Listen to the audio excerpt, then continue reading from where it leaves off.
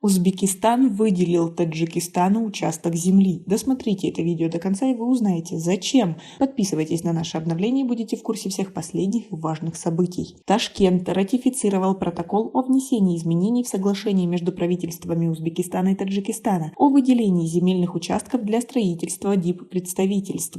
Документ рассмотрен в рамках постановления об утверждении международного договора, подписанного президентом Узбекистана Шавкатом Мирзиёевым. Отмечается, что МИД Узбекистана направит Таджикистану уведомление о выполнении внутренних процедур, необходимых для вступления в силу документа. А как вы относитесь к сотрудничеству между Таджикистаном и Узбекистаном? Свои ответы напишите нам, пожалуйста, в комментарии. А именно к таджикам как относитесь? Очень хорошо.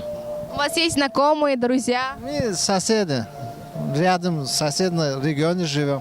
Напомним, что соглашение между двумя соседними странами было подписано 17 августа 2018 года по итогам первого визита Шавката Мирзиёева в Душанбе. Протокол о внесении изменений подписан 10 июня 2021 года в Душанбе. В Ташкенте под новое здание посольства Таджикистана выделен 1 гектар земли. Он расположен в столичном микрорайоне Себзор. Строительство здания дипведомства, а также жилого дома для дипломатов и других необходимых объектов финансируется за счет бюджета Таджикистана. В этом же районе располагается дипломатическое представительство Казахстана. Таким образом, эксперты предполагают, что после этого жеста отношения между Таджикистаном и Узбекистаном станут еще крепче.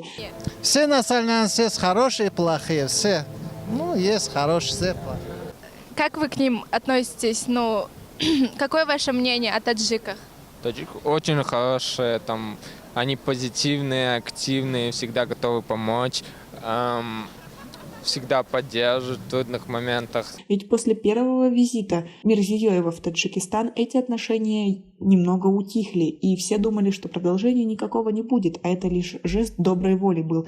Но на самом деле, как мы видим, нет. Отношения развиваются, и будем надеяться, что лишь в лучшую сторону. А вы как думаете? Свои ответы напишите нам, пожалуйста, в комментарии.